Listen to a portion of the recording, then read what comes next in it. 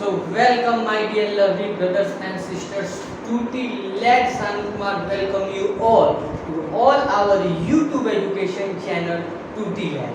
So my dear friends, ज़्यादा time waste करते ना हुए हम डायरेक्ट अपने टॉपिक्स, क्योंकि बुला बुला जो है हमारी बातचीत है वो तो लेक्चर के दौरान चलती ही रहती है, तो अब पूरा फोकस करना है टाइम को कंजर्व करने में, क्योंकि हाफ ऑफ अपना सेशन चला जा चुका है।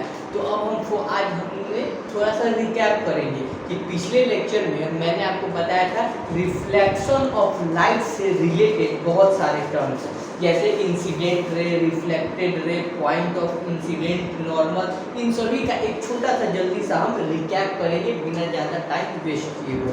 तो सबसे पहले मैंने जो आपको जो रिफ्लेक्शन दिखाया था, एग्जाम्पल जो दिया था पिछले लेक्चर में, आई होप आपने देखा हो, वो मैंने आपको रिफ्लेक्शन थ्रू प्लेन मिरर दिखाया था। ठीक है, तो अब सबसे पहले ये एक टर्म ध्यान दीजिए कि प्लेन मिरर क्या होता है।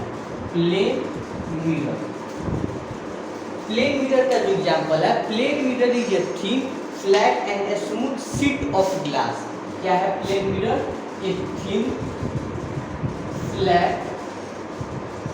Flat a smooth sheet of paper, यानी एक छोटे से पतले से अगर ग्लास को, ऑफ ग्लास, एक पतले से ग्लास को, जो ग्लास आपका नॉर्मल ग्लास होता है, मीन्स आपकी खिड़कियों पे लगा रहता है, कहीं पर भी एक ग्लास का अगर हम टुकड़ा लेते हैं, किसी एक पतले से ग्लास के टुकड़े को अगर हम लेते हैं, having a shining coating of, having a shining coating of silver metal on one side. तो देखिएगा, सिंपली बताता क्या चाहता है, प्लेन मिरर क्या होता है, एक thin flat smooth sheet of glass को अगर हम ले लेते हैं और उसके एक तरफ हम क्या करते हैं, सिल्वर मेटल की कोटिंग कर देते हैं, यानी सिल्वर मेटल को मिला देते हैं। और एक तरफ हम सिल्वर मेटल की कोटिंग कर देते हैं, सिल्वर मेटल को मिला देते हैं, क्या करते हैं, उससे कवर कर देते हैं। तो एक साइड से लाइट आ सकता है, एक जिस साइड से लाइट का कोटिंग, सिल्वर का कोटिंग नहीं है, उस साइड से लाइट आएगा लेकिन दूसरे तरफ पास नहीं करेगा, इसी तरफ रिफ्लेक्ट हो जाएगा, इसी तरफ क्या होगा, रिफ्लेक्ट हो जाएगा। ऐसा क्यों होगा? क्योंकि जो सिल्वर मेटल का कोटिंग होगा वो लाइट को उसके थ्रू से पास होने नहीं देगा। तो ये तो हो गया प्लेन मिरर। अब मैंने आपको बताया था रिफ्लेक्शन थ्रू प्लेन मिरर और उससे रिलेटेड जितने भी टर्म्स हैं। तो चलिए अब हम एक बार रिवाइज करेंगे अपना टर्म क्या, रिफ्लेक्शन थ्रू प्लेन मिरर। देखिए, सबसे पहले हम एक प्लेन मिरर बना लेंगे। ये हो गया हमारा एक प्लेन मिरर। ये जो डैश डैश है ये क्या दिखाता है, ये डैश डैश दिखाता है कि ये हमारा क्या है, कोटेड प्लेट है, जिस तरफ से हम कोटिंग किए हैं वो प्लेट है। Dash lines side represent silver coated side. जिस साइड में सिल्वर की कोटिंग की गई है वो हमारा क्या दिखाता है, डैश लाइन से हम रिप्रेजेंट करते हैं। और इधर क्या हो जाए, ये हो गया रिफ्लेक्टिंग साइड, जिधर से लाइट की रिफ्लेक्शन होगी, जिधर लाइट आएगा, ये हो गया हमारा, ये चीज आप समझ गए। अब देखिए इसमें एक टर्म क्या होता है, इंसिडेंट रे। सबसे पहले एक टर्म आता है क्या, इंसिडेंट रे। इंसिडेंट रे क्या होता है, किसी भी ग्लास पर, किसी भी मिरर पर जो रेज आके गिरती है, मिरर पे जो रेज आके गिरती है, उनको हम क्या कहते हैं, इंसिडेंट रे। मिरर पे जैसे ये हमारा एक मिरर है, इस मिरर पे जो रे लाइट आके गिरती है उनको हम कहते हैं इंसिडेंट रे। क्या कहते हैं, incident ray. Okay, incident ray क्या होता है, द रे विच फॉल ऑन द मिरर। उसके बाद क्या होता है, ये हमारा इंसिडेंट रे रिफ्लेक्शन जिस पॉइंट पर आके गिरता है, इंसिडेंट रे जिस मिरर के जिस पॉइंट पे आके गिरता है उसको हम कहते हैं पॉइंट ऑफ इंसिडेंट।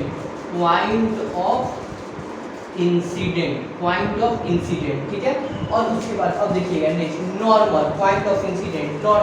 नॉर्मल क्या होता है, पॉइंट ऑफ इंसिडेंट पे मिरर से परपेंडिकुलर रिफ्लेक्टिंग साइड में हम एक लाइन ड्रॉ करते हैं। देखिएगा क्या क्या टर्म है।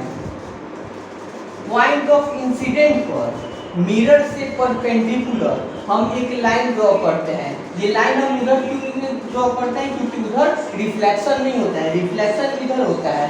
तो अगर हम पॉइंट ऑफ इंसिडेंट पे एक नॉर्मल लाइन खींचते हैं, किस तरफ? जिस तरफ रिफ्लेक्शन होता है उसको हम कहते हैं क्या? नॉर्मल। उस लाइन को हम कहते हैं नॉर्मल। क्या होता है वो लाइन? वो लाइन जो मिरर के परपेंडिकुलर हो, मिरर से 90 डिग्री पर हो और पॉइंट ऑफ इंसिडेंट पे हो। अब देखिए ये incident ray point of incidence पे आता है और फिर रिफ्लेक्ट बैक हो जाता है। इस रिफ्लेक्टेड रे को, जो रे रिफ्लेक्ट वापस आ जाता है, इसको हम कहते हैं रिफ्लेक्टेड रे। क्या कहते हैं? Reflected ray. रिफ्लेक्टेड रे। अब देखिए अब आया दो टर्म, वो एंगल ऑफ इंसिडेंस और angle of reflection. Angle of incidence क्या होता है? Incident ray. Angle of incidence क्या होता है? इंसिडेंट रे और नॉर्मल के बीच में जो एंगल बनता है, इंसिडेंट रे और नॉर्मल के बीच में जो एंगल बनता है उसको हम एंगल ऑफ इंसिडेंस कहते हैं। क्या कहते हैं? Angle of incidence. इसको आई से डिनोट करते हैं। दूसरा देखिए angle of reflectance, reflected ray और नॉर्मल, रिफ्लेक्टेड रे और नॉर्मल के बीच का जो एंगल बनता है उसको हम एंगल ऑफ रिफ्लेक्शन कहते हैं। उसको हम आर से डिनोट करते हैं। ये हमारा पूरा टर्म हो गया जो हमारा क्या है? Reflection through plane mirror. अगर प्लेन मिरर से हम रिफ्लेक्शन कराएं तो ये होता है। सबसे पहले इंसिडेंट रे इस पॉइंट पे गिरता है, point of incident, normal, reflected ray, angle of incidence and angle of reflection. ये अपना क्या हो गया? Angle of incidence, angle of incidence. और ये अपना हो गया angle of reflectance, angle of reflection, angle of reflection. I hope आपको ये कॉन्सेप्ट जो मैंने पिछले लेक्चर में बहुत ही एक्सप्लेन तरीके से बताया है आपको समझ में आ गया होगा। अब हम देखने वाले हैं laws of reflection of light. क्या देखने वाले हैं? Laws of reflection of light. तो बच्चे बट पढ़ाई आई होप मैं बहुत पीछे हूँ अभी तक, तो मैं अपना फर्स्ट चैप्टर ही कंप्लीट कर रहा हूँ। और आप होप कीजिए कि इस ईयर के एंड तक आते आते हम अपना सिलेबस कंप्लीट करते रहेंगे। पूरी तेजी के साथ सिलेबस आगे बढ़ाने की हम कोशिश करेंगे। अब हम पढ़ने वाले हैं laws of reflection of light. क्या है? Laws of reflection of light. Very important. Light के किसी भी रिफ्लेक्शन के लिए, वो चाहे प्लेन मिरर से हो, चाहे कर्व मिरर से हो, प्लेन मिरर से हो या कर्व कॉनकेव हो या कॉन्वेक्स हो, सॉरी या फिर वो कॉन्वेक्स हो, किसी टाइप का मिरर हो, उस पे ये जो दो लॉज होते हैं वो पूरे तरीके से एप्लीकेबल होते हैं। देखिए reflection of light through any mirror, either it is plane or concave mirror, follows two laws। ये जो लॉज होते हैं हमारे पास, ये आइदर हमारे पास प्लेन मिरर हो या फिर कॉनकेव मिरर हो। अभी चिंता मत करो, आगे सब समझ में आएगा। या फिर कॉन्वेक्स मिरर हो। सॉरी, ये हो गया आपको कॉनकेव और ये हो गया कॉनकेव। कोई सा भी मिरर हो, सारे मिरर पर ये दोनों ही लॉज एप्लीकेबल होता है। The laws of reflection is applicable for all type of mirror, either plane mirror और कॉनकेव मिरर और कॉनकेव मिरर, और या फिर आप इसको स्फेरिकल मिरर भी कह सकते हैं। ठीक है। The reflection of light from any reflector takes place according to two laws known as laws of reflection of light. जो हमारा रिफ्लेक्शन ऑफ लाइट है वो हमेशा दो रूल्स को देखते ही दो रूल्स के साथ एप्लीकेबल होता है, यानी उसी के तहत रिफ्लेक्शन होता है, जिसको हम क्या कहते हैं? लॉज ऑफ रिफ्लेक्शन कहते हैं। तो सबसे पहले देखिएगा, पहला जो लॉ है first law of reflection, first law of reflection of light. पहला जो लाइट का रिफ्लेक्शन का लॉ है वो कहता है कि हमारा जो इंसिडेंट रे है, कि वो जो कहता है कि जो इंसिडेंट रे है, जो रिफ्लेक्टेड रे है और जो नॉर्मल है, वो तीनों ही एक प्लेन पे होने चाहिए। शायद अभी आपको ये मैं अगर लिख दूं फर्स्ट लॉ क्या होता है कि द इंसिडेंट रे रिफ्लेक्टेड रे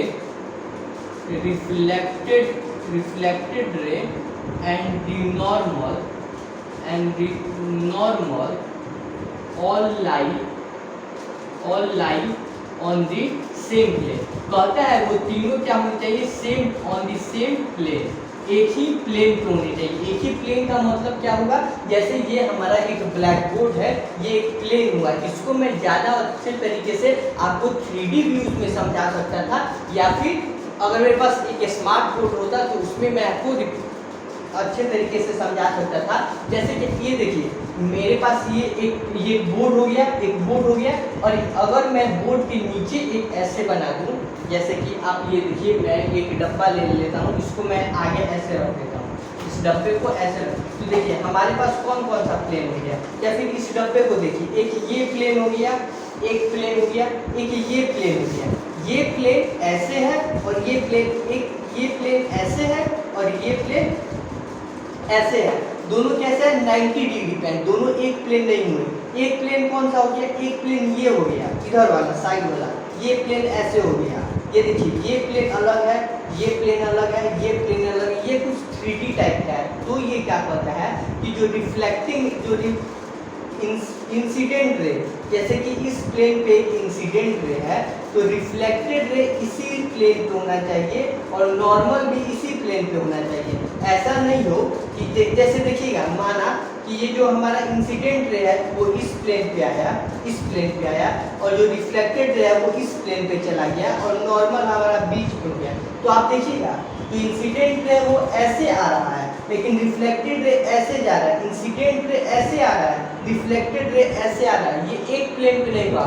अगर आपको अभी भी ये मैं अच्छे तरीके से नहीं समझा पा रहा हूँ तो आप इस चीज़ की चिंता मत कीजिए। जैसे मैंने अपना पूरा कोशिश किया, जैसे एक ये प्लेन हो गया, एक ये प्लेन हो गया, नॉर्मल ऐसे इस प्लेन पे आया, ऐसे देखिएगा, ये आया इंसिडेंट रे, ये आया इंसिडेंट रे, और ये चला गया रिफ्लेक्टेड रे। आपको तो लगेगा ठीक है, लेकिन देखिएगा ये इस प्लेन में है, ये इस प्लेन में है, ये ऐसे है, ये ऐसे है, तो ऐसा कुछ नहीं होना चाहिए। अगर आपको ये अभी भी नहीं समझ में आया तो जीपी इस फॉर्मूला को रट लो, याद करो, the incident ray, reflected ray and the normal all lie on the same plane.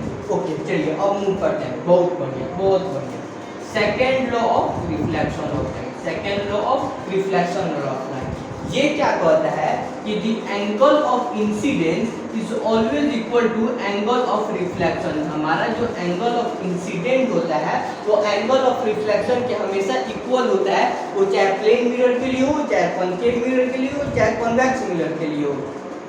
The angle of incident is always equal to the angle of reflection. The angle of incident is always equal to the angle of reflection.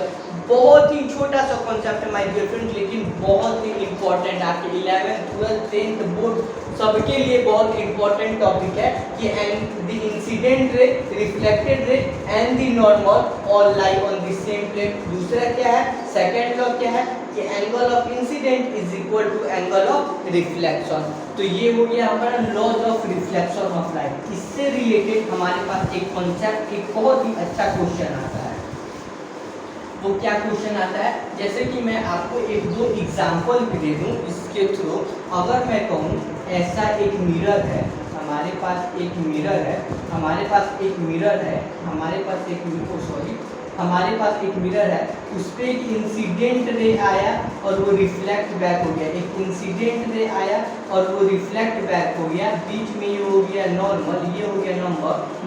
अगर angle of incidence 30 degree है, अगर angle of incidence 30 degree है तो angle of reflection क्या होगा my dear friends, angle of reflection भी 30 degree ही होगा, क्योंकि हमको पता है कि angle of incidence is equal to angle of reflection होता है। इससे रिलेटेड एक और कॉन्सेप्ट देख लीजिएगा, एक और कॉन्सेप्ट देख लीजिएगा, ऐसे ऐसे ऐसे ऐसे ऐसे ऐसे ऐसे, ये हो गया हमारा एक मिरर, यहाँ से एक इंसिडेंट रे आया, वो रिफ्लेक्ट बैक हो गया, ये हो गया, ये हो गया, ये हो गया। अगर ये एंगल 45 डिग्री है, अगर ये एंगल 45 डिग्री है तो आप बताइए एंगल ऑफ रिफ्लेक्शन क्या होगा। नहीं 45 नहीं रखना है, 45 नहीं रखते हैं, इसको 30 रखते हैं। अगर एंगल ऑफ इंसिडेंस 30 डिग्री है तो आप बताइए कि एंगल ऑफ रिफ्लेक्टेंस, नहीं I am sorry, really sorry, focus कीजिएगा। ये एक क्वेश्चन है, ये अपना इंसिडेंट रे है, ये अपना रिफ्लेक्टेड रे है, ये अपना इंसिडेंट रे है, ये अपना रिफ्लेक्टेड रे है, अपना ये एंगल 30 डिग्री का है, ये एंगल 30 डिग्री का है। तो आप बताइए एंगल ऑफ क्या, angle of reflectance, angle of reflection क्या होगा, एंगल ऑफ रिफ्लेक्शन क्या होगा। तो फोकस कीजिएगा, ये 30 डिग्री है तो ये भी 30 डिग्री होगा, ऐसा कोई जरूरी नहीं है, मैं अभी आपको लैंग्वेज नहीं बता रहा हूँ। क्वेश्चन में वो इस तरीके से देगा, बच्चे देखने के साथ लगता है कि ये इंसिडेंट ले आया, ये 30 डिग्री है तो एंगल ऑफ रिफ्रैक्शन भी 30 डिग्री होगा, ऐसा नहीं, क्योंकि एंगल ऑफ इंसिडेंस निकालना यहाँ बहुत इंपॉर्टेंट है। ये 30 डिग्री है लेकिन ये एंगल ऑफ इंसिडेंस नहीं है। एंगल ऑफ इंसिडेंस क्या होता है, इंसिडेंट रे और नॉर्मल के बीच का जो एंगल होता है वो अपना एंगल ऑफ इंसिडेंट होता है। ये 30 डिग्री है तो ये हो जाएगा 60 डिग्री, क्योंकि ये पूरा 90 डिग्री माइनस 30 डिग्री 60 डिग्री, तो अपना एंगल ऑफ रिफ्लेक्शन भी होगा 60 डिग्री। तो इस टाइप के क्वेश्चन घुमा फिरा के आपके एग्जाम में पूछ लिए जाते हैं। अब देखिए, अब हम पहुंचते हैं अपने कॉन्सेप्ट की तरफ। आई होप आपको क्वेश्चन अच्छे तरीके से समझ में आ गया। कॉन्सेप्ट की तरफ देखिए, अब एक कॉन्सेप्ट देखिए, हमारे पास एक मिरर है, हमारे पास एक प्लेन मिरर है, हमारे पास एक प्लेन मिरर है, उस पर एक रे ऑफ लाइट एकदम परपेंडिकुलर, मिरर के एकदम परपेंडिकुलरली, मिरर के एकदम परपेंडिकुलर एक रे ऑफ लाइट आ रहा है, एक रे ऑफ लाइट आ रहा है और उस पर पड़ रहा है। एक रे ऑफ लाइट मिरर के एकदम परपेंडिकुलर आके उस पर रिफ्लेक्ट कर रहा है। तो आप बताइए इसका एंगल ऑफ इंसिडेंस क्या होगा और इसका एंगल ऑफ रिफ्लेक्टेंस क्या होगा। एंगल ऑफ इंसिडेंस क्या होगा और एंगल ऑफ रिफ्लेक्शन क्या होगा। तो अब देखिए, एक रे ऑफ लाइट आया, उस पे पड़ा, जिस पॉइंट पे पड़ा वो हो गया हमारा पॉइंट ऑफ इंसिडेंट, और उस पॉइंट ऑफ इंसिडेंट पे अगर हम 90 डिग्री एक रिफ्लेक्शन के साइड खींचे तो फिर वो इसी डायरेक्शन में, वो इसी के ऊपर आएगा। देखिए, एक रे ऑफ लाइट आया, मिरर पर पड़ा, रे ऑफ लाइट आया, मिरर पे पड़ा, अब उसी पर इस लाइन पर ऐसे एक आया, मिरर पर पड़ा।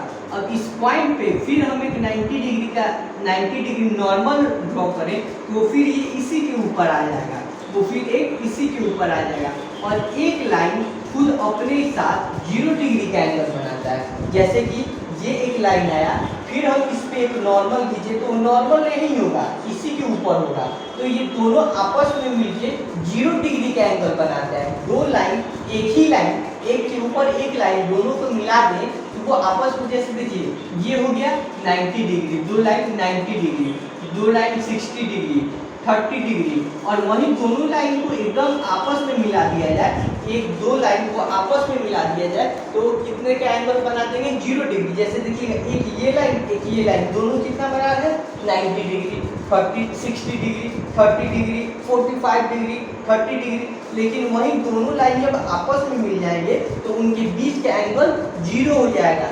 यानी यहाँ पर जो नॉर्मल है वो भी ऐसे है, इंसिडेंस रे है वो भी ऐसे है, दोनों के बीच में जो एंगल बन रहा है वो 0 डिग्री का बन रहा है। यानी हमारा जो एंगल ऑफ इंसिडेंस है वो तो 0 डिग्री हो गया, यानी हमारा जो रिफ्लेक्टेड एंगल ऑफ रिफ्लेक्शन होगा वो भी 0 डिग्री का होगा। यानी जो लाइन ऐसे गई है, जो रे ऑफ लाइट ऐसे गई है, तो फिर वैसे ही वापस चली आएगी, यानी ऐसे ही रिफ्लेक्ट बैक हो जाएगी। मैंने बहुत कोशिश की आपको ये समझाने का, आई होप में आपको समझ में आया होगा। मैं फिर एक बार एक्सप्लेन करता हूँ। एक प्लेन है, एक प्लेन मिरर है, उस पर एक रे ऑफ लाइट इंसिडेंट हुई, रे ऑफ लाइट इंसिडेंट हुई, रे ऑफ लाइट इंसिडेंट हुई तो उसके ऊपर 90 डिग्री पे है, फिर उसी पॉइंट से एक 90 डिग्री का एंगल खींचेंगे, तो 90 डिग्री का एंगल खींचते हुए लाइन खींचेंगे तो वो लाइन इसी के ऊपर आके मिल जाएगी, जिसके कारण उन दोनों के बीच का एंगल 0 होगा। अब हमको तीसरा जो रिफ्लेक्टेड रे खींचना है, रिफ्लेक्टेड रे भी क्या नॉर्मल से 0 डिग्री का एंगल बनाना चाहिए, क्योंकि इंसिडेंट रे 0 हो गया तो रिफ्लेक्टेड रे भी 0 होगा, यानी नॉर्मल से उसका भी एंगल 0 डिग्री होगा, तो वो भी इसी के ऊपर वो लाइन बनेगा। यानी जिस डायरेक्शन में लाइन गया है फिर उसी अपोजिट डायरेक्शन में, उसी लाइन में वापस आएगा। ये क्या हो जाएगा, रिफ्लेक्शन ऑफ लाइट। इसका क्या मतलब है कि कोई भी रे ऑफ लाइट जो प्लेन मिरर पे परपेंडिकुलर या किसी भी मिरर पे परपेंडिकुलरली जाती है तो फिर वो उसी डायरेक्शन में, उसी लाइन के थ्रू अपोजिट डायरेक्शन में मूव करके आ जाती है। If a ray of light, देखिएगा मैं अब आपको इसको थोड़ा लैंग्वेज के थ्रू समझा दूँ। आई होप ये बहुत ही अच्छा कॉन्सेप्ट है, एग्जाम में पूछने वाला कॉन्सेप्ट है, कंपटीशन में पूछने वाला है, एकदम पूछ सकता है। If a ray of light, if a ray of light is incident normally on a mirror, अगर कोई रे ऑफ लाइट 90 डिग्री पे, नॉर्मली का मतलब ये नॉर्मली मतलब नॉर्मल तरीके से नहीं, नॉर्मली मतलब नॉर्मल होता है 90 डिग्री, या फिर नॉर्मली लिखिए या फिर परपेंडिकुलरली लिखिए, perpendicularly on the mirror means, इसका क्या मतलब हुआ, it is travelling along normal of the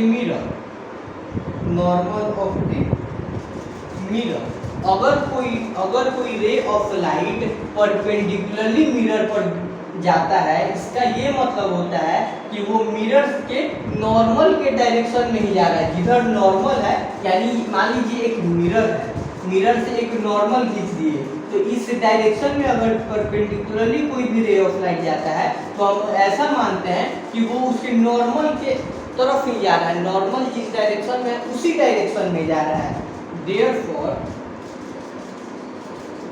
therefore incident ray will be incident angle, therefore angle of incidence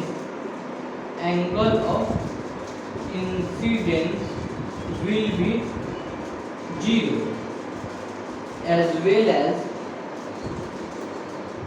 angle of reflection